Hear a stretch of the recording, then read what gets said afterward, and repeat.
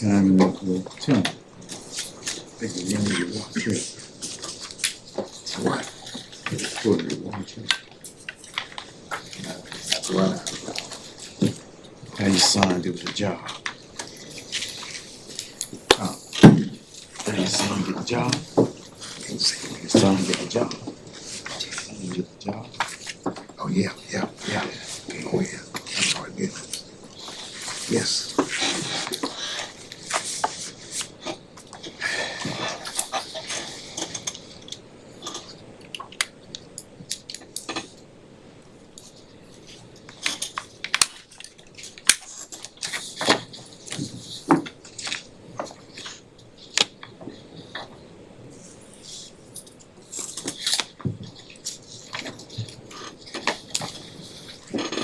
Good.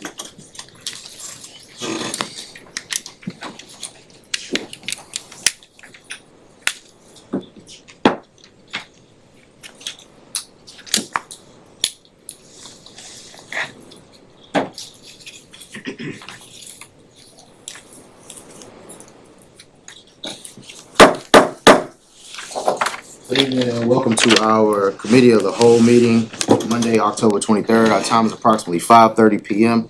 Thank you for everyone being here, all of our council members, colleagues, to staff, and to all constituents that are here present today for our Committee of the Whole. We have two agenda items on today.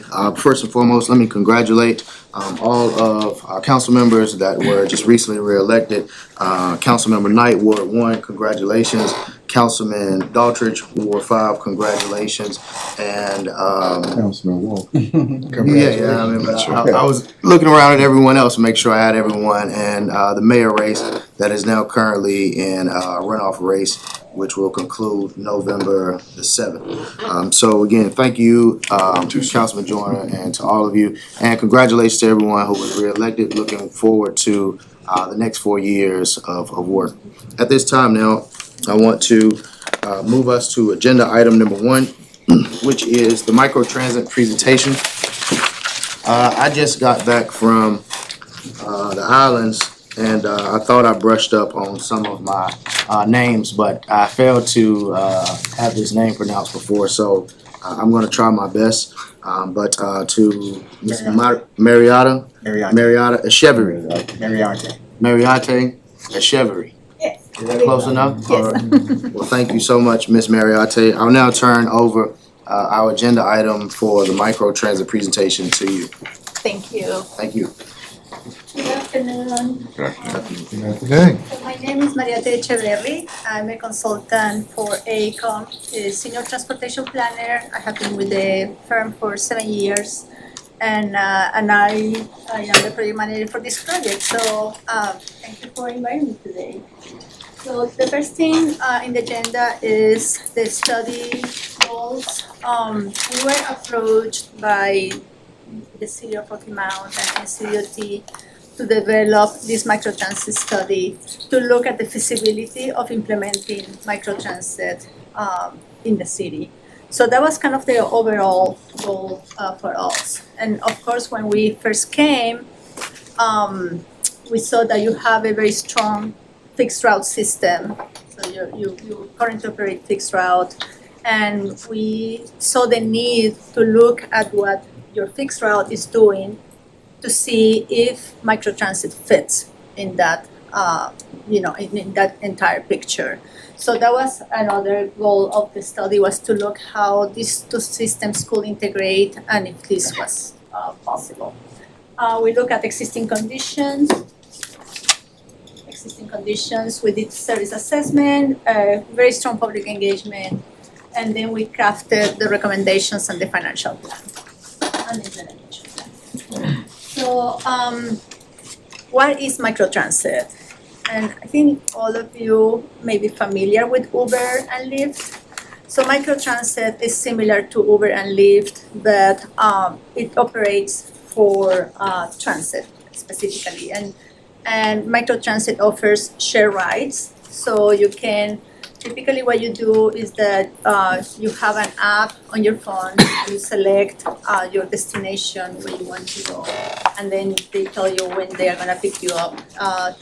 Generally, the wait times are shorter than, for instance, with Fixed Route. Fixed Route comes on a regular kind of schedule, and Rocky Mountain comes every hour.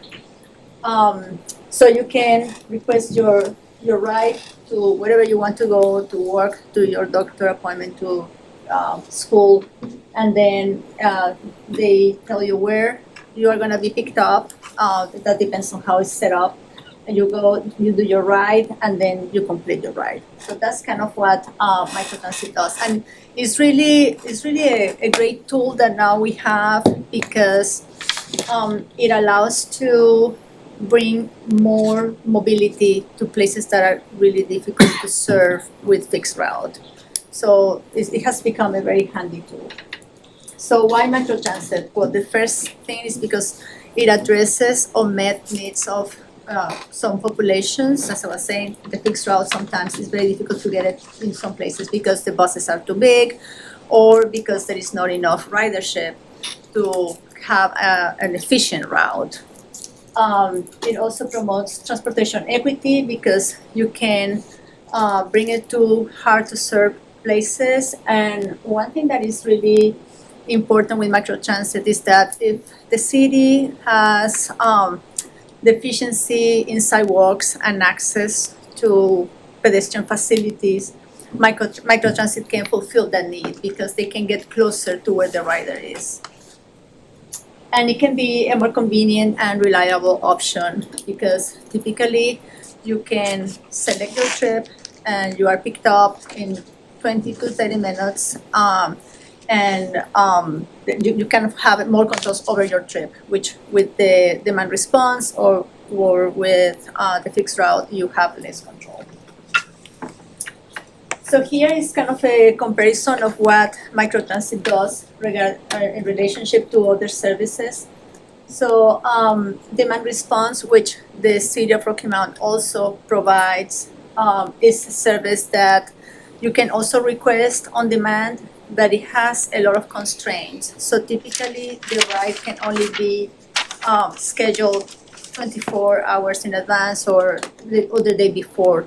While microtransit, you can schedule it the same day and just before you book your trip. And then, of course, Fixed Route and the transportation network companies, which are Uber and Lyft.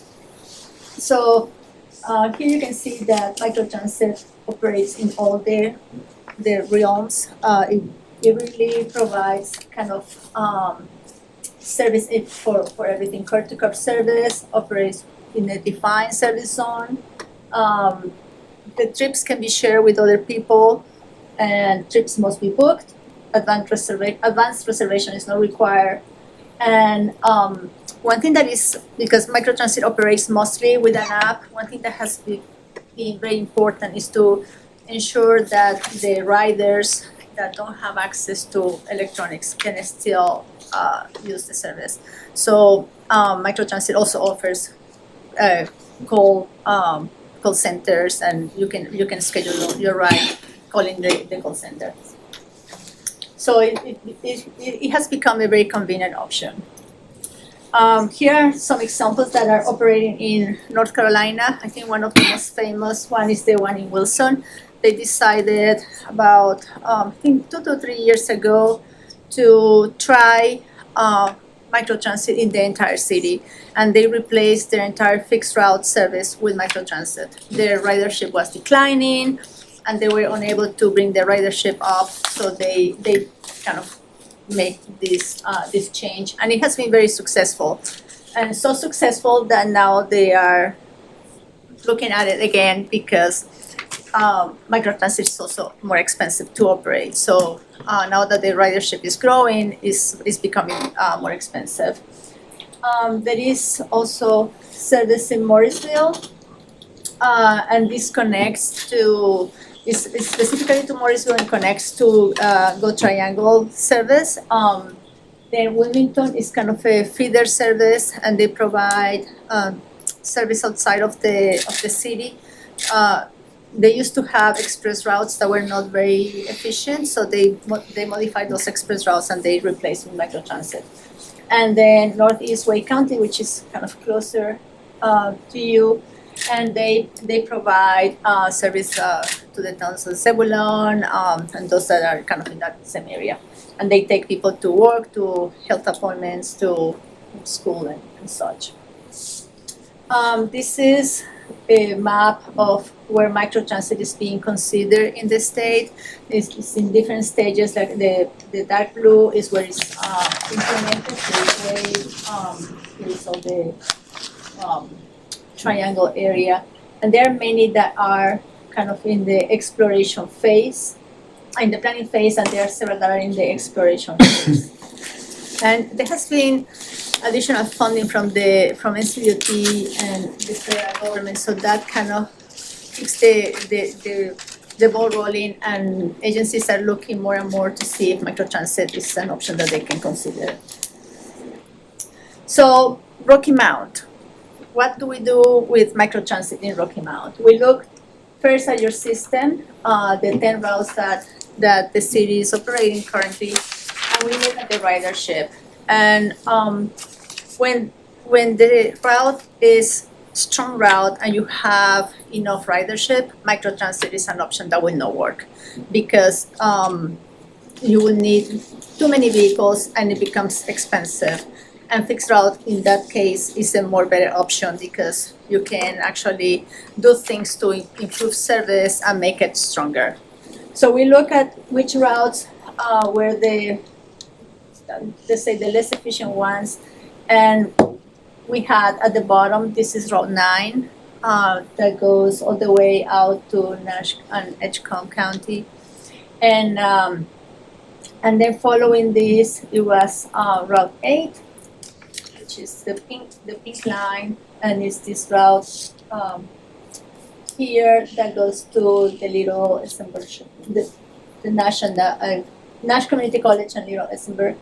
And then the other one that we look at was this green route that is the Route 2, which is on this side of town. There are a couple of very strong routes that are Route 5 and Route 7 that go to Golden East and Sunset. So we began there. We look at the annual ridership, the annual hours, and we look at where in the passenger per hour everything was. And everything that was below 12, we thought that was a candidate for microtransit. We have a question on the floor. Yes. So I do see the Battleboro, but the Shoxboro area and the Battleboro area and those on the Edgecombe County side, how far, I guess, a little bit more on that process. Sharpsburg, Battleboro, and those areas, Springfield Road and those areas. Yes, what is the question? I think it'd be best if Todd would answer those questions at the end, Okay. since he's more familiar with the fixed route system. Okay. And Marriott, you continue with the Thank you, yeah, presentation. yeah.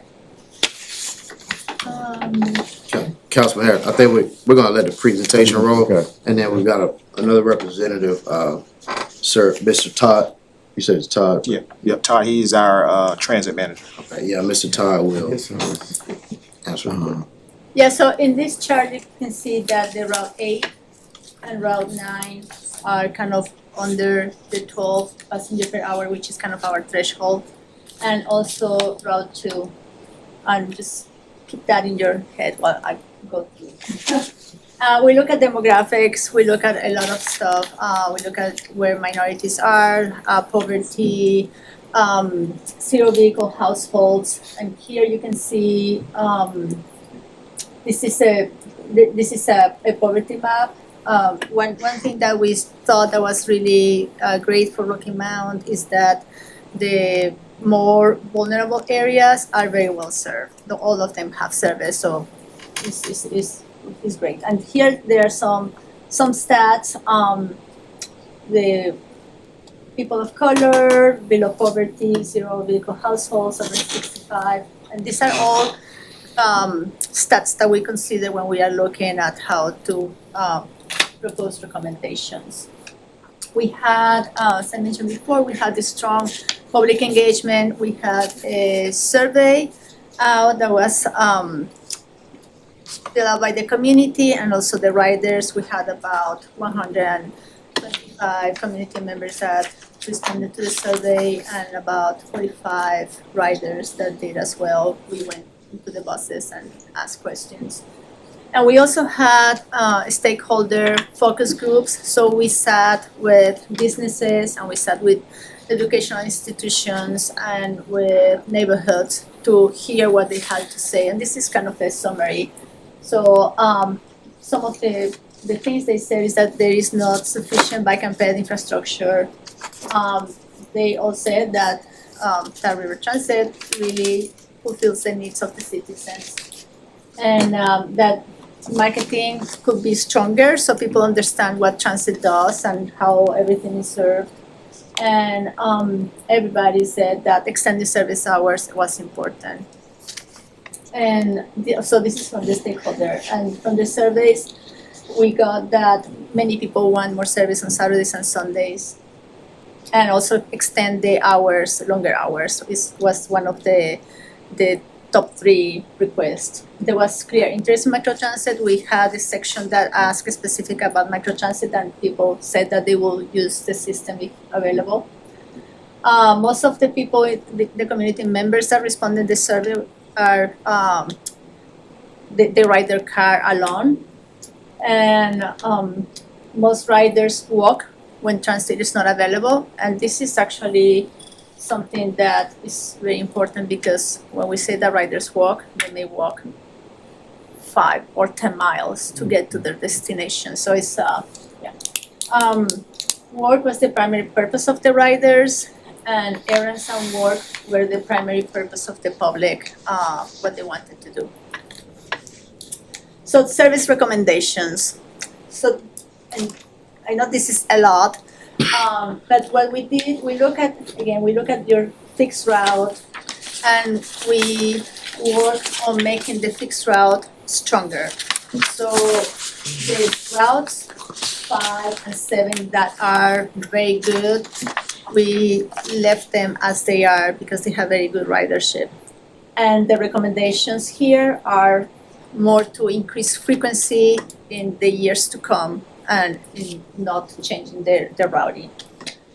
We propose eliminating the Route 9 and replacing all this area with a microtransit zone. So the big blurbs that you see here are the microtransit areas that we are proposing for Rocky Mount. So you keep still your strong fixed route and you complement the service with microtransit. So the first one is the Route 9 that becomes microtransit, then Route 8, and this, as a reminder, this goes to the Nash Community College.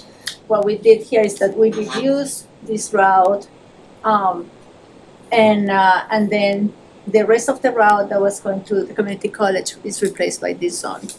And then here in the kind of the eastern part, we propose consolidation of several routes and then creating this zone to be able to kind of fill all the areas that may not have fixed route service.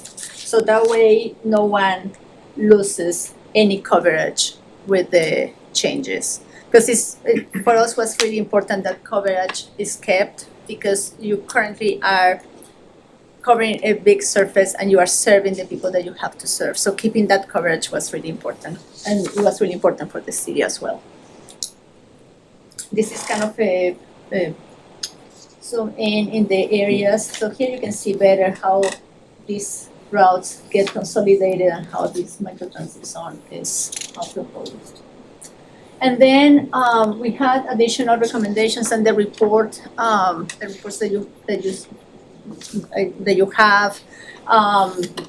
They go into detail of what is proposed, but we are proposing to increase frequency in the stronger routes and to add Saturday later hours and Sunday service, because those were some of the biggest requests from the riders, and also to operate later hours. Currently, the service goes from 6:45, 7:15 to about 5:15 or 6:30.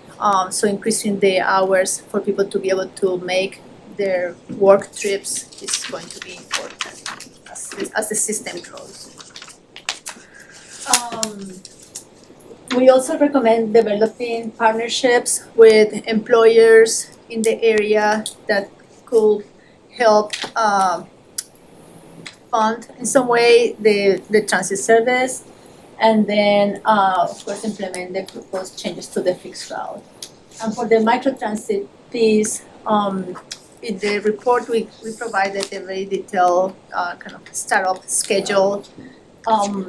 What the city told us that it was their preference. There are the different models in microtransit. The preference for the city was to operate themselves microtransit and just acquire software to do so. And so that's kind of the recommendations. And then this is a kind of summary of the cost. So in the current year, this is the cost for year 0, and then this goes to from 1.7 goes to 2.8 in the first year, and 2.87 in the second, then it increases to 3.1 in phase 2. These are kind of close. We apply a 2% inflation rate to grow the cost. And then on phase 3, year 6, this goes to 3.4, and then phase 4, 0. So it's incremental, and that can give the city opportunity to look for funding as begins implementing all these recommendations. And then, well, the next steps is to determine if microtransit is something that the city wants to pursue, and to look at the recommendations that we propose for fixed route, and also move forward with those. And that's it. Thank you so much for your time and for the presentation. We've got questions, Councilman Harris, Councilman Blackwood, and Mayor. The data you used was for 2019. Yes. We know what 20, 21, 22 with the impact of COVID. Have you looked at any recent data for the last year for 23? So, And should we look at more current ridership in order to make the best decisions possible? So, when we look at the ridership, we saw that your ridership declined tremendously during the COVID period, but then began increasing. So when we were performing the study, the ridership was almost at the same level that it was before. And this study was done, I think we began last year.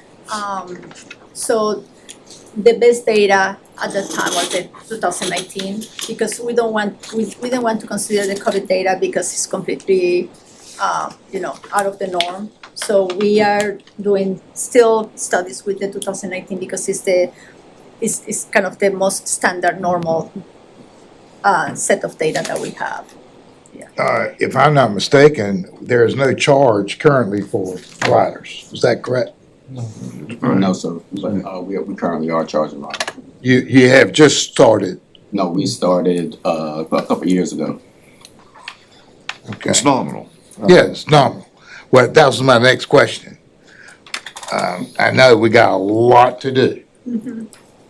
But how do you see the cost of the fixed route if I ride the Sunset, et cetera, which is a heavily traveled route? Would that cost to a rider who needs a microtransit, would it be comparable, or how are the other cities handling that?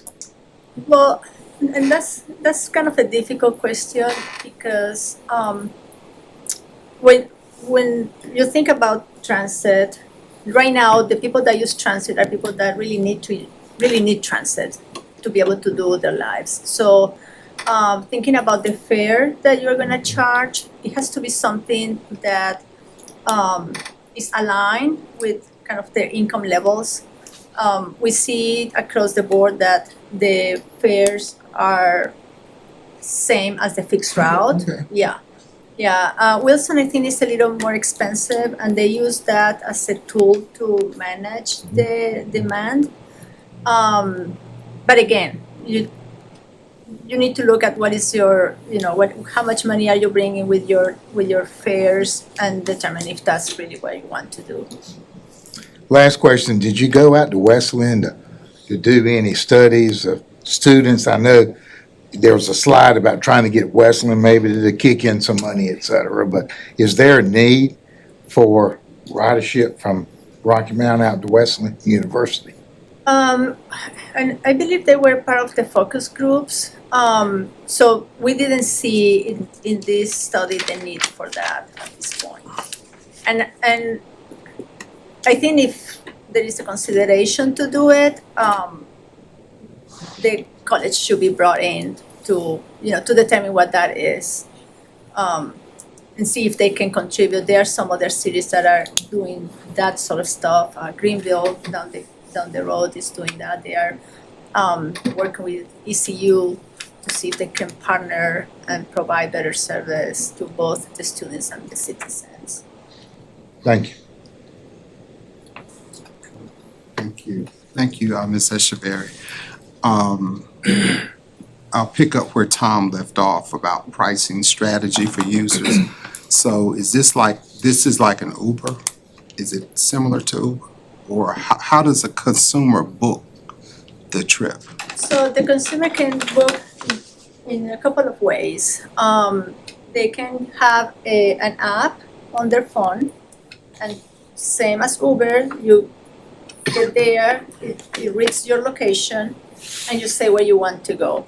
And so the software allocates the trip, and they tell you a bus is gonna pick you up at this location. It can be, and for microtransit, you can do two things. You can have the bus to pick you up kind of where you are, or the agency can set up what they call virtual stops. So you have a stop where people are gonna congregate that is close to the area where they are requesting the trip. So that's the first way. And another way to book the trip is calling. And that all the agencies that are doing microtransit and implementing microtransit, all of them have the call center, because it's really important that riders that don't have a cell phone have access to transit. Because at the end, that's being paid with federal funding, federal dollars, and for the federal government, it's really important that is open to the public and that is accessible by the public. So when the ride is booked, is that when payment is extended, or is payment made by the consumer when they get into the vehicle? So most systems, they allow you to pay in advance. So you can purchase trips in advance and they get deducted. Like a card or something? Yeah. Okay. Yeah, or it can even be virtual. You do everything online, and it just gets deducted from. Like you have a balance in your account, and it gets deducted every time you use it. But thinking about the unbanked riders as well, there should be an option for them to pay cash. So when we design an RFP, how will we provide those options so that we really are comparing apples to apples, oranges to oranges? How will we design that? Well, when you design the RFP, you really have to put there everything that you want. And that's something that we have seen with other agencies, because when the microtransit began, the companies, and this is if you decide to go with another company, because if you are going for software, it's a different, kind of a different way of doing. But you have to When you put- say with another company, explain that part. We've So, already so selected there are that. there are two ways to provide microtransit. Okay. One is to what they call turnkey, that you hire a company. There are several out there, Ecolane, Via, Ride, Micro, I think is the other one. There are several. So you can provide turnkey, so you hire, you contract out your service and they provide everything, the vehicles, the drivers, the software, everything. That's kind of one way. There is another way that is that you as the agency provide the service, but you acquire the software because you are gonna need that app, right? Or even the call center to be able to do it. And so you can just purchase the software and the city could. So is this the option that's being recommended to us? Is that what you're saying? The option that's being recommended is that the city provide the service and purchase the software. Well, we didn't make a recommendation about what the city should do, but we understand that that's the city's preference because the city already provides demand response, which is similar but without the app. And so the city knows how to do it, and the only thing that the city will need is the software to be able to operate the microtransit in full fashion. But to your question that what needs to be in the RFP, you need to put in the RFP everything that you want, because otherwise, you may not have it, right? Okay, thank you for clearing that up because I really only thought there was one option. I did not realize that we were looking at doing this ourselves. So then, you're saying then the vendor, if we go RFP route, would provide us with an estimate of what they think their costs would be, related to operating the whole system and delivering it on behalf of the city. Mm-hmm. And then the city of Rocky Mount, if we chose to do so, would just purchase software and reconfigure our system delivery so that perhaps we put more emphasis or additional emphasis on microtransit, not more, but additional. And that way we might already assume what levels of cost there are because of our ridership. Okay, thank you. So I got several questions, so just That's work good. with me, thank you. So do federal funds cover revenue gaps if we're unable to, if we cannot make the system operational, which I don't think we do on the fixed side, with fares that are collected at the Yeah, with the so riders, the federal, the city already receives federal funding. right? That federal funding is not going to change dramatically unless something dramatically changes in the system. There has been, so Wilson had some operating assistance with an innovation grant. That's how they paid, I think, first 2 years. It was that federal funding and some assistance from NCDOT and also local funding, of course. But that was just a couple of years. So the city is gonna need to find how to make up for that revenue. And I mean, they are, Are we estimating, do we know enough now to estimate what the gap would be? yes, and we provided all these numbers in the report. So Did I see it on, did you? Yeah, I was gonna ask, if you don't mind, is that in addition to the 2,251,000 like we received or we approved tonight to use for, we got 2 million from the federal government, and then we had to match it with, I think it's 250,000. So that's our current, if I'm following what you're saying. So that's our current, and then these costs are in addition to that, is my understanding. So no, this is all the service. So our current service plus the micro. Yeah, is what you have there. Okay. Does that answer you? Yeah. Okay. So we're saying that we can operate this within our existing budget. No. So your seven's gonna cost 4 million. Okay, right. So my question That was again. gonna cost more than your then, 7 too. So we have to have a strategy Yes, that complements yeah. this shift and this change. And we don't know what it would be if we privatize part of it because we haven't asked. Yeah, and the other thing, so NCDOT has also been providing assistance for microtransit. There is a program that is called Concept, and if there is kind of a partnership between agencies, for instance, the county and the city or some other county, the city could access that funding source as well. But it's also limited. All the operating funding is limited in nature. In the report, we also talk about the quarter-cent sales tax. Can we talk about that one a bit? Briefly. Briefly, yeah.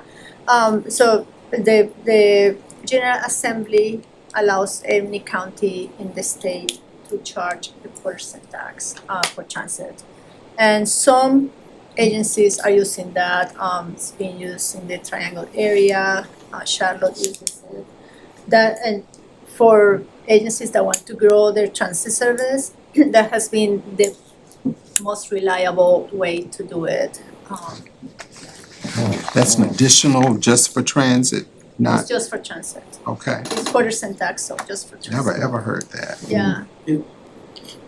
Can I ask clarification? Is that, you mentioned county, is it only, the legislature only allows the counties or Yeah. allows cities to do The it? county, So we would have to go to those counties and ask. yeah.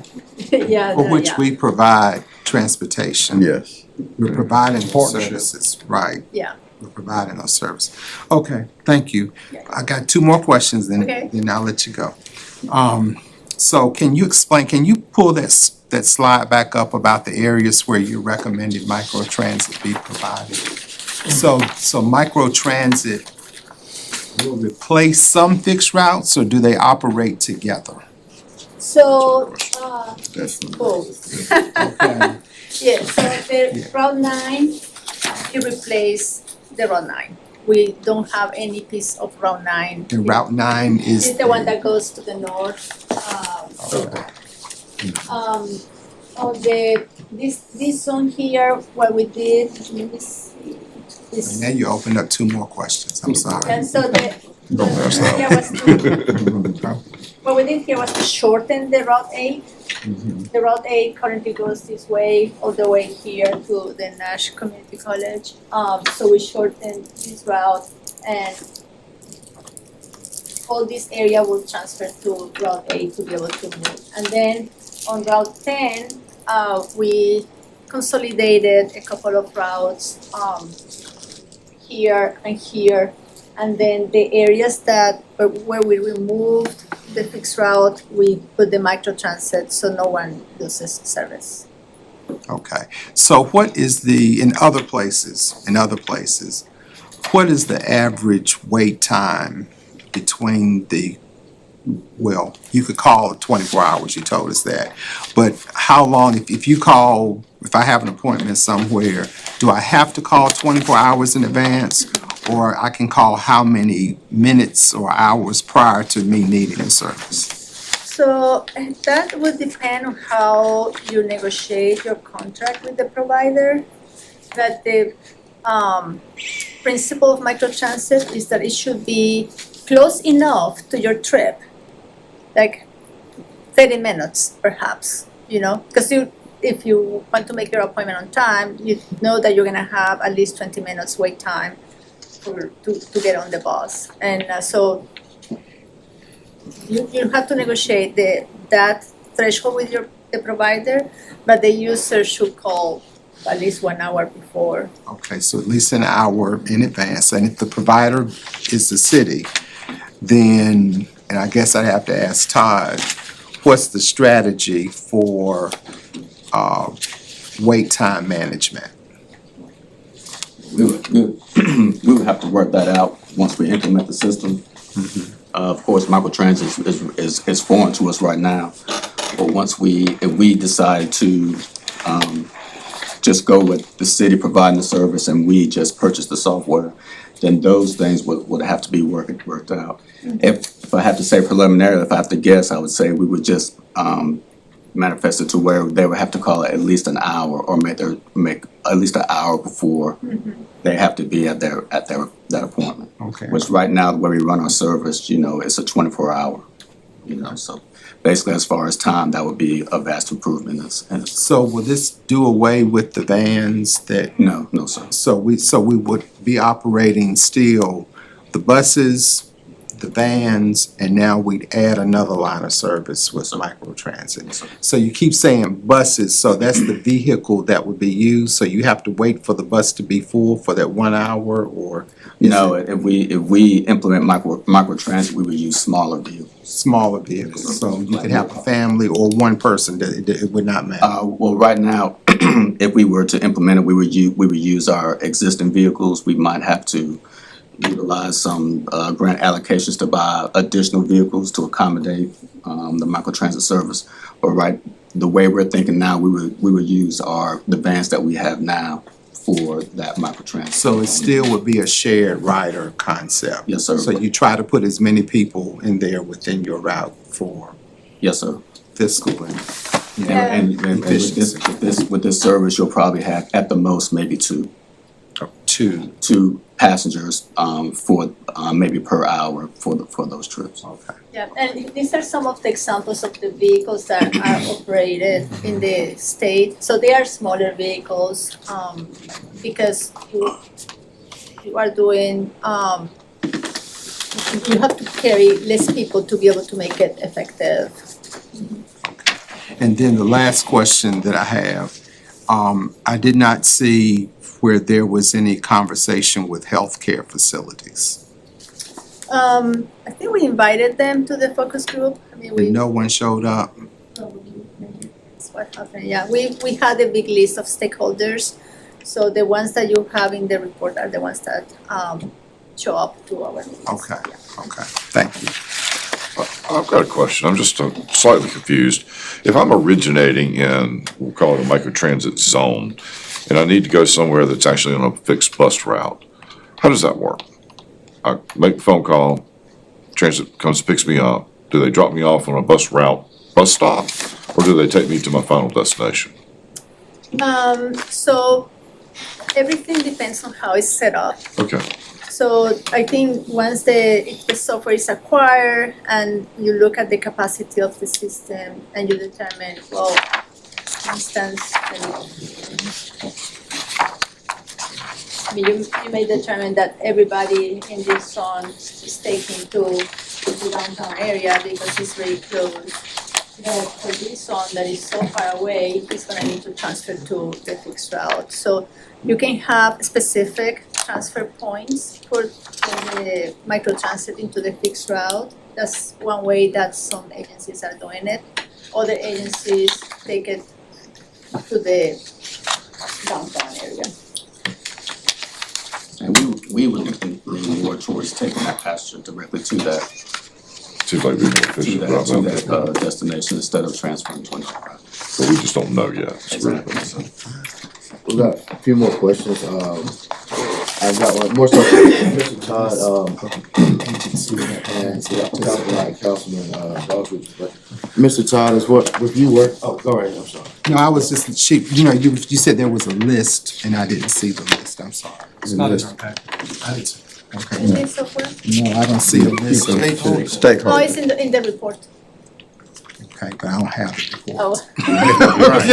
So, PowerPoint. can we get the report? Man, I'd like to see the full report, please. Yeah, I think Todd probably. Yeah. I think,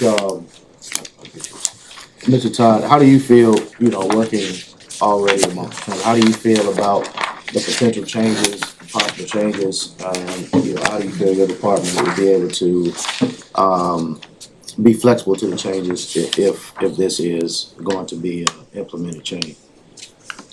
Well, I think we can be very flexible by going the route of providing the service ourselves and purchasing the software, I think that we have one leg up because even though we do not provide microtransit right now, we provide demand response.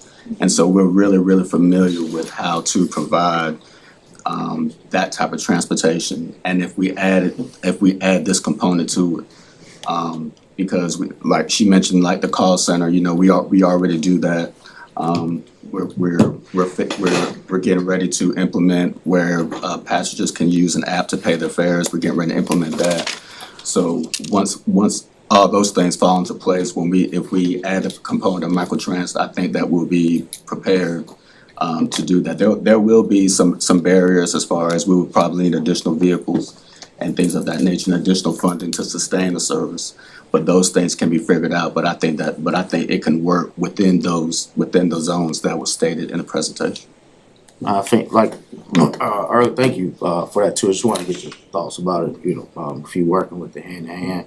I think Councilman Blackwell brought it up earlier about potentially that's maybe a RFP situation. Would that be partiality RFP to some of the delivery services that we already have, transportation services that are already in existence, and they would work directly with your department, I'm assuming, Mr. Tom? Right. If we go the route of just purchasing the software, that releasing the RFP would be an option. Another option would be, and another thing that we have to remember is NCDOT and FTA are really pushing, especially NCDOT, they're really pushing transportation systems within the state to implement microtransit. And as a part of that, number one, they will be releasing the RFP from the state level, to which transit systems can piggyback on to implement software or to purchase software, which would negate the RFP service. The RFP process. Okay. So that's one option that we can look at.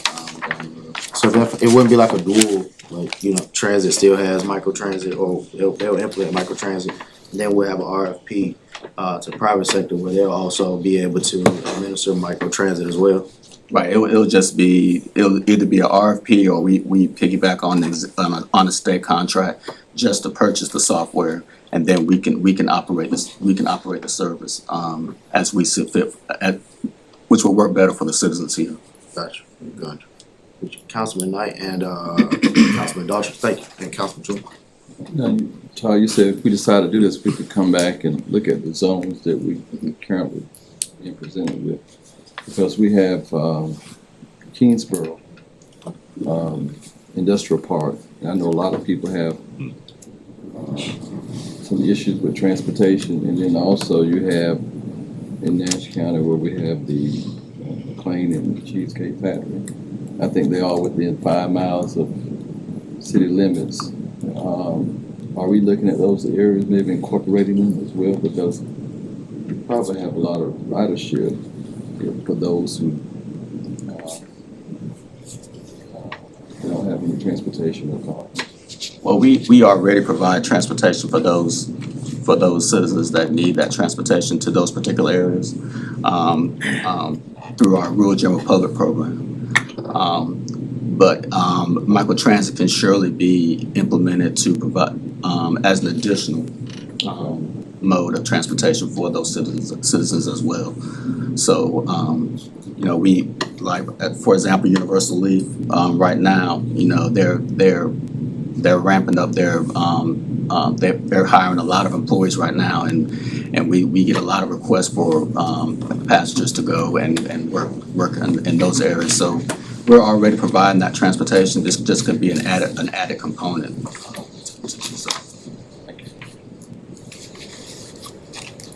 Well, I think the microtransit is exciting just for the sheer fact that we have a lot of folks that, as Councilman Knight indicates, needs to get to their job. And I think it would spur employment. I would say that's probably a big plus. In addition to folks being able to get to the grocery store, because if you have to go the fixed route, I think round trip is what is the round trip like? If you had to walk from your house that's a mile away from the closest bus stop wait for the bus, it comes every hour. Then go to the closest grocery store, get your bags, get back into the bus, and then walk another mile. I mean, just that alone, I can see saving a lot of time, and then the perishables that you have to buy, and then the toll on the family. So I certainly see a plus in that. And then going back to the fleet mixture, would we do away with any of our buses, or would we keep the amount of buses we have? Because I know buses are expensive, and I assume they're expensive to operate, and the smaller vehicles are probably less expensive and a little more versatile. You can get around to smaller neighborhoods easier. Did y'all hit on that any, or would our costs shift a little bit? Our thought would be we would keep our existing fleet, and if need be, we would just add more vehicles to accommodate the microtransit concept. We would probably purchase, if we were to do that, we would probably purchase, I can't say how many, but we would probably purchase smaller vehicles in order to best serve or best, accommodate the service. So we would keep our existing fleet, but if anything, we would just add to it.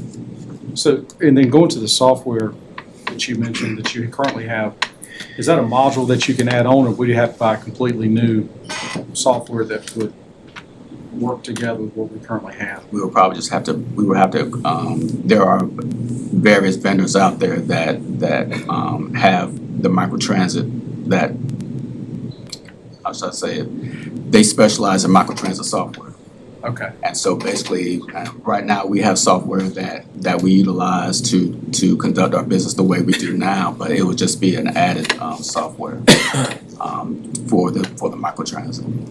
Well, I think this is exciting if we can make this work, because I do think this is economic development, quite frankly, and it would take care of or address a lot of issues with employment, as well as folks that can least afford transportation, and they have to make their lives a lot easier, quite frankly. So hopefully we can work on this.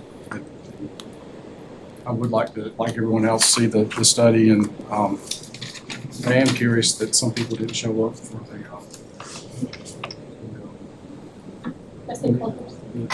sometimes it just doesn't work the time. Yeah. But let's also don't forget the small employers as well, because small employers need folks working just as badly, and as the large companies, and some of the main issues are people not able to have transportation to the job. Yeah, I went to the chamber, so that was very useful to understand the needs of the small businesses. This is great. Councilman Joyner and Councilman Walker.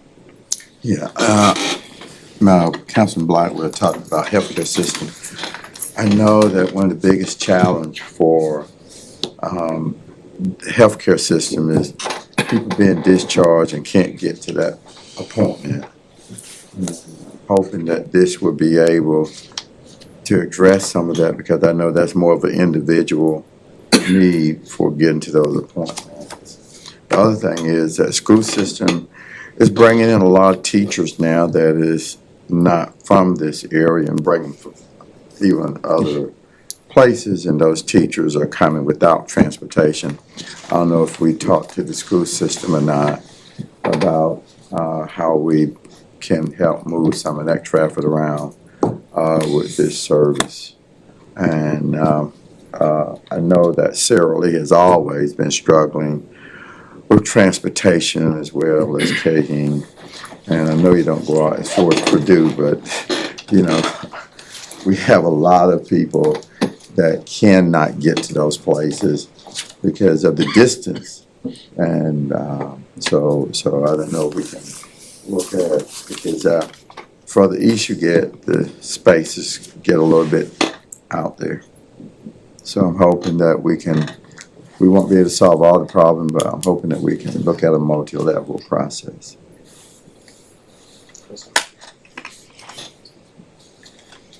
So like Councilman Joyner just said, setting a meeting today with universal leave, I guess how can the people who are struggling to get to work, how can they know about that? I guess the transit can, if they do stay in Rocky Mount, will take them to universal leave. So what's some ways, I guess, we can, get that information out to those people. Like I said, we sat in a meeting today and I asked and it was never said. So I know that would be important and very helpful for a lot of people who are looking for employment with Universal Leave and Sarah Lee, because they said the same thing. So what ways, I guess, can we get that information out to those people to let them know that this service is provided? Well, the service is provided through what we call our Rural General Public Program, which you can access the Tar River Transit website, and it'll tell you all about how our Rural General Program and how that works. Transportation to and from Sarah Lee and also Universal Leave is through that program. We also provide it through our evening shuttle, because we provide the evening shuttle from 6 p.m. to 12 a.m. And so we have a lot of passengers that utilize the evening shuttle. So that information can be accessed through our website. That's not marketing though, is it? There's a link to the website on the city website as well. So, but you know, a lot of our marketing strategy is word of mouth, really, because you know we have so many people that we transport to and from Sarah Lee and also Universal Leave, and they tell one person, they tell another person, and so you know that is a useful tool. But we're definitely looking at other ways to get that information out, because that service is available. And I think maybe some way, I guess, that we can find a way, like those companies like Universal Leave, the Sarah Lee's, the McLean's, who will take a chance on like the re-entry type people who are just getting out looking for a chance. If we can, I guess, find a way to market it with those companies to let them know that these things are available would be very important. Because a lot of people, like, say when you go in like this morning with the re-entry population, main thing is a thing like they don't have a ride to Universal Leave. You know, they're just trying to lay their head, provide for their family. So I think one of those things would be very important. If they could find a way to get back and forth, would be very helpful until they can get on their feet. So I guess maybe if it's a way we can partner even from the city with those type of companies and let them know to pretty much market that the transit does provide rides would be very helpful and important, especially to that population of people. Exactly, and we can. Tar River Transit can reach out to those companies themselves, ourselves, and let them know that service is available, so they can then portray that to their employees. Okay. So that's one way of well. Also, we run into them too. Do you want us to refer them back to you? Yes, sir. Okay. Thank you. Yes, sir. That concludes our questions for this agenda item. Thank you so much for your presentation, Mrs. Chevy. And we are excited about the potential and possibilities of microtransit in the city of Rocky Mount.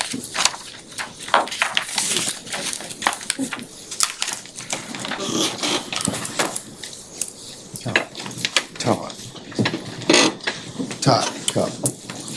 Give me a call.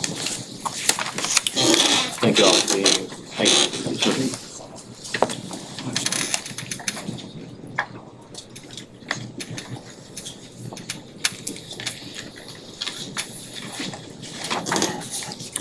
Next on our agenda will be our presentation of crime stats and recruitment incentives from our very own Chief Hassel. I got a question. I gotta go. Go right ahead. Chief, I noticed that, I'm saying not to share with the council or the public about when incidents happen in the city. Are we doing press release for everything that happens? No, sir, we do not do a press release on everything. I had gotten some calls about that. Thank you. I still do the press release on the murders, right? Yes, sir, we do a press release on Shot our fired. more serious crime. Yes, sir, we do. So good evening, Mayor Pro Tem, Mayor, members of City Council and staff. These are going to be our numbers for third quarter 2023. Here's an overview or snapshot of our numbers for the third quarter. Overall, between quarter two and quarter three, had a 22% overall increase. Same two quarters, 4% drop in violent crime, Predominant increases within the property crime. We've seen that through the first 2 quarters and also in the third quarter. We're seeing increases in property crime in the city, and I'll go in more specific details on that on the next slide. Overall, for the whole year, 22% increase in property crime and a 7% decrease in violent crime year to date. Here, what I wanted to do is just highlight some of the driving or factors in property crime. Just a little pointer. Larcenies was our predominantly driving factor in the increases in property crime in the city. Just to give you some more in-depth numbers on that is there's 396 larcenies in the city. Of that 396, 43% of that, 165 calls were larcenies for motor vehicles. Of those motor vehicles, 27% those vehicles were unlocked. The second driving crime factor, I should say, in the larcenies would be shoplifting. 91 calls or 23%. And all that is in the larceny. You see 118 increase from quarter 2. I will point out in our violent crime numbers, the most significant as far as raw numbers would be our aggravated assaults. Of our aggravated assaults in quarter 3, 27% were domestic violence, domestic related. This slide represents our aggravated assault and shootings occupied dwelling or vehicle cases and investigations. Had a total of cases, 66 in quarter 3, a total of 82 victims. 12 cases had multiple victims, 18 arrests, and 27 cases weren't cleared by arrest. This slide represents our shots fired numbers in the city. Just remember, the top is our quarterly numbers, the bottom is our year-to-date numbers. And I'm not gonna go through each one of those unless someone has any particular question. Say that again, so the top is, Quarter 3, so for example, here, shots fired heard. This is 241 shots fired calls in the city, either called in by ShotSpotter or alerted us by ShotSpotter or a citizen called it in. And for the year, it's 658. Okay. So bottom is year to date, top is quarter. Just to give you some more information on our shots fired throughout the city. 31 more shots fired calls between quarter 2 and quarter 3. So we're at 210 to 241. Year to date, 16% increase or 90 more calls than last year. This slide is a variety of statistics that we collect from our 911 center and the police department. Same as the previous slide on shots fired, the top is our quarterly numbers. I apologize, that should have been wider. The bottom is our year-to-date numbers. So for example, we had 26,146 calls for service in quarter 3. Year-to-date, 77,000, just over 500. I won't go through each one of those unless there was any specific question. I just so wanted to is give that some a drop from last year? I did not compare these numbers to last year. I don't want to say unless I actually look at it. Okay. Yes, sir. Chief, Yes, sir. the calls for service, is that strictly just for the RMPD, or does that include the fire department going first, to the EMT calls? Does that include both? Yes, sir, it does. About 20,000 of those calls were police calls, and the remainder will be our fire EMS calls. Fire and their first respond EMS calls. EMS calls where the rescue is actually dispatched go straight to the county. Okay. So 20,000 of the 26 will be police, and the remainder of the is going to be fire.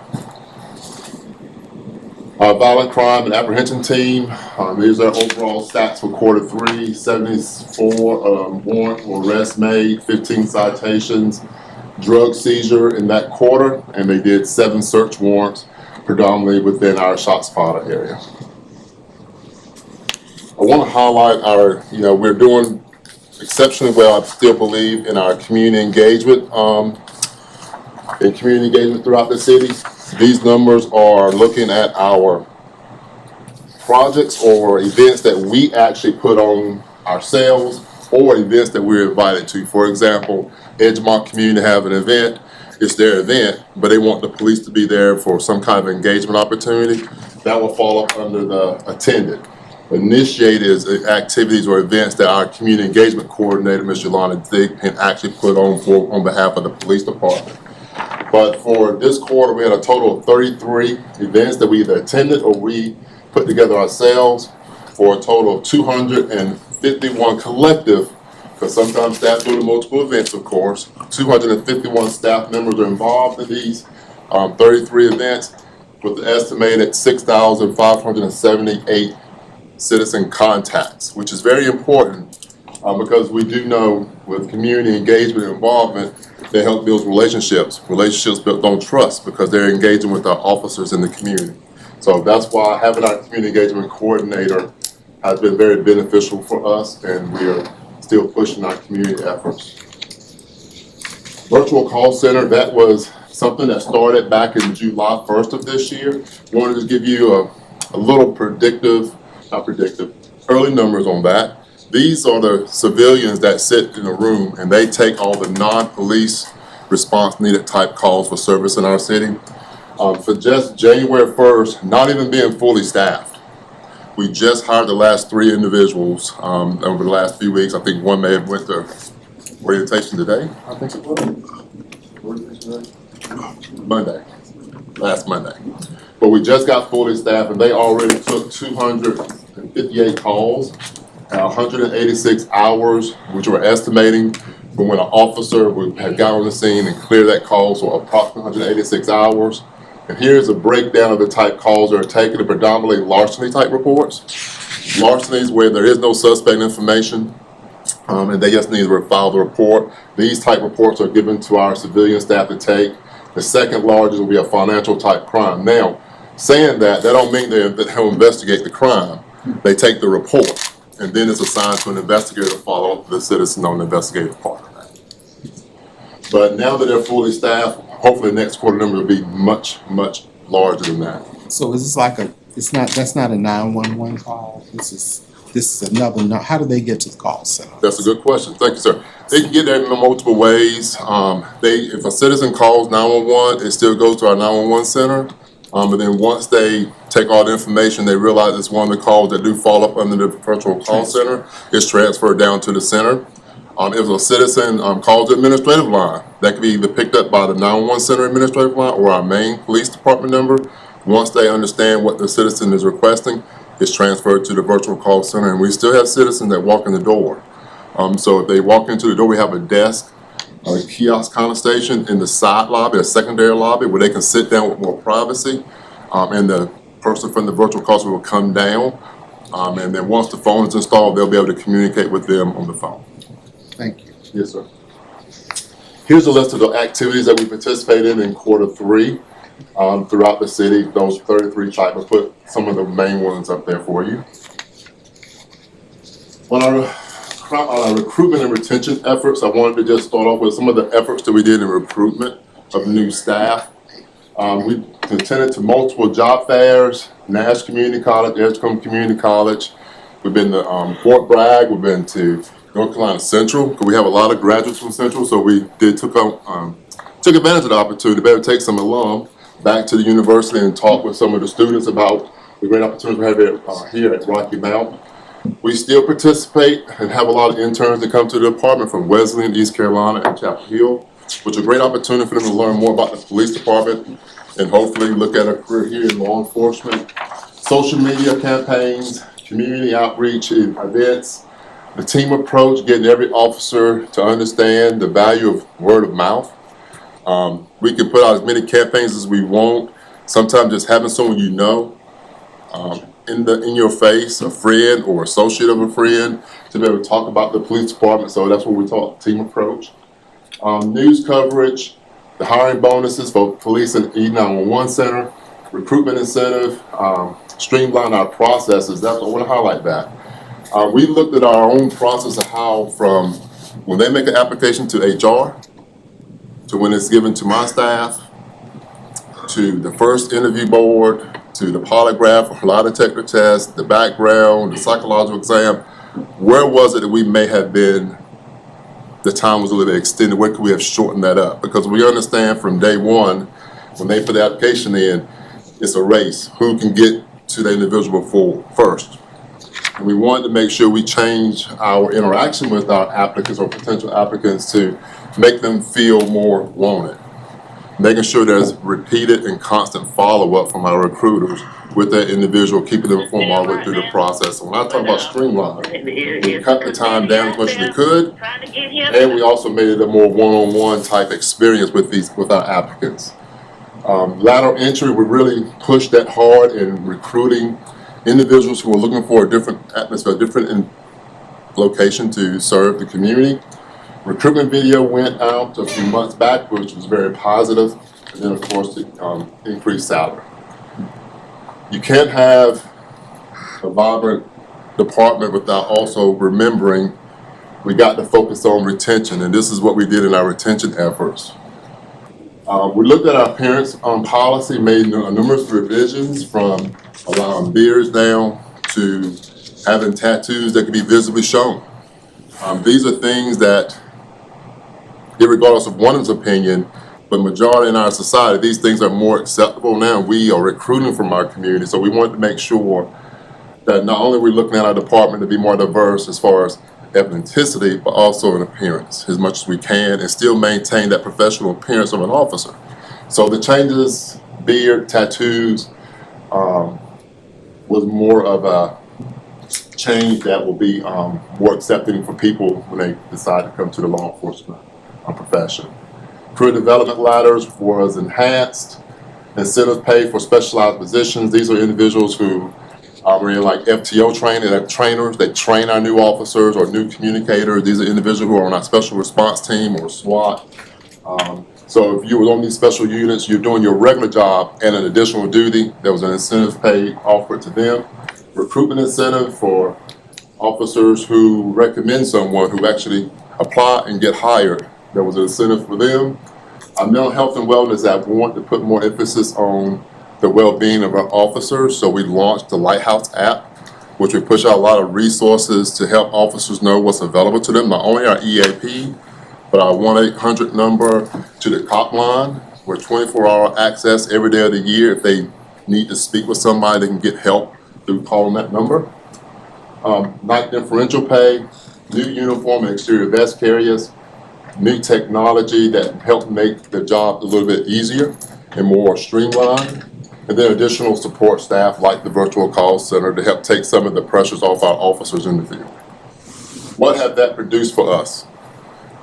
Back in January, we had 52 vacancies in the department, and for 21 and 22, when we say the negative hiring, that means we had more individuals leaving than coming in.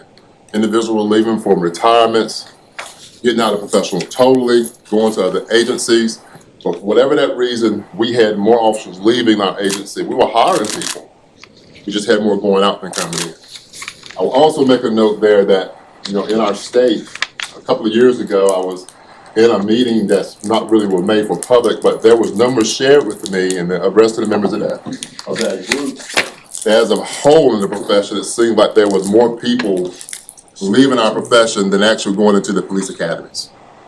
Those are individuals who are wanting to go in law enforcement. There was more going and leaving our profession than actually going into the police academy to join our profession. So 52 vacancies back in January, which equates to about 30%. To now, at the end of October, 15 vacancies with 13 new police recruits are in the police academy as we speak. We already are starting our new police academy, which is coming up hopefully in January. Positive hiring for the first time year to date for this year, whereas we had negative, more people leaving and coming in, we actually have for the first time more individuals coming in the agency and more people staying within our agency than before. With that, yes, sir, questions? All right, got a couple here on the floor. Thank you for your presentation too. Yes, sir. So who's first? So is there any type of guidelines around the beards and the hair? Yes, sir. Don't quote me to this, but I want to say it's like 3/4 of an inch on the beard. It can't be like 4 or 5 inches or anything. You can't do anything much with it, but a nice solid beard. Same with the mustache and the sideburns, all are within some inches or a quarter of an inch. Hey, what's wrong with the beard and the hair? Richard doesn't like hair. Light hair. Yeah, Eli's got a thing against hair. A couple of questions, quick. Several months back, you implemented a new policy where some officers could take a patrol car home. Yes, sir. How many officers have been able to take that patrol car home over and above the number prior to the The implementation? last report I got on that was around 20 officers in the city who take a car home. But that's got to help with the retention, I would think. as well It as does. It recruitment. makes it very convenient for officers who live, and that's for officers who live in the city. Right. Now, some officers do take cars home who are either on call in the investigative division, or it's a continuous duty type deal. They work today and they work tomorrow, they can take their car home. But for those who have permanently assigned cars, it was around 20 in the last time I got an update about that program. But it is beneficial, and I think it does help with retention. If there is one thing that keeps you up at night, what is it? Making sure that as the police chief, that the men and women of the Rocky Mount Police Department know I'm here for them, and that I'm able, which I have been able to do that, provide what they need to do their job and be safe and go home to their families. Is there anything technology-wise, license plate readers more, or anything that we can help even more with your? No, sir. We have a few projects already in the works now, that has come from the manager's office, that's already went through the proper procedure. So no, sir. We're just moving those projects forward as fast as we can, which is going to dramatically help us as far as technology. Thank you. And with someone, the crime statistics chat up there, and do we have the same offenders over and over? And if so, I mean, I'm sure you're communicating with, judicial system. And what is being done, not being done? What would, if you, similar to what Councilman Harris was talking about, if you had a magic wand, what could be done? Because I think, based on some previous presentations, that's my assumption, that's some of the issue. We do have repeat offenders. Of course, those repeat offenders, if, for example, felonious offenses, and of course, third strike drop still is there. We work with our district attorney's office to make sure that they get the more tougher sentences if they are on that third felony or not. But then some of these individuals that you may see that they are reoffending or misdemeanors, which don't do the 3 strike, you're out on the felony. But there may be other services that I think they need, that's whether it's mental health, for maybe domestic related issues, constant arguments with people in the neighborhood. We're just gonna have to make sure that when we identify these individuals that need additional services, like mental health, that we get them to the right community partner to get it to. So for me, that's what I think we need to do on the repeat offenders piece. And if there was one ask I would have is to make sure that we as a police department continue to work with our community partners to get them or identify the individuals that we see need their service, and then hopefully they'll deliver on that for us. So that's my biggest ask there is, if there is a community partner out there that I'm not aware of, please make sure they bring themselves to my attention. And I understand what they provide. So when I come across a need in the city that's dealing with, since we're talking about offenders, I can make sure I make that connection. And we have done that through a number of groups in our city. So, I know we're entering into the holiday seasons and a lot of theft and breaking and entering from malls and different stuff. I guess what we're doing about trying to educate people on that other one is, I know from the homeless shelter, we're seeing an increase in homelessness in Rocky Mount, and definitely in some neighborhoods. We're seeing a lot more people and going into homes, dilapidated homes, trying to stay. And a lot of do you see a growth in the juvenile crime or juveniles entering crime? What is that looking like? We are seeing an increase in the number of juvenile offenders. We saw that last year, or 2021 and 2022. And that's still somewhat trending the same with the number of juvenile offenders. And those offenders, we are making sure we make those connections in the juvenile court to other programs that may benefit them. I am excited that I am working on something else with the state as far as grant funding to help identify juvenile offenders and what we can do with juvenile offenders and other needs in our community when it comes to crime. So hopefully in the future, I will have some exciting on that. But we are seeing an increase in the number of juveniles committing crime in our city. But I think that's a trend you're seeing in other cities as well. I think it was the first part of your question. Yeah, the homeless piece, I know we're seeing an increase in that. Are you guys having to deal much with that, seeing? We occasionally have individuals who are either transient, they somehow make their way to Rocky Mount and they have nowhere to go, so they find their way in my front lobby. And when that happens, we do make sure we connect them with the homeless shelter. Then for some of those individuals who really, the homeless shelter is not where their end destination was supposed to be, we work with community groups to try to get them the necessary bus ticket or train ticket to go to their final destination by like a family member. Please don't take that. I am not pushing no one.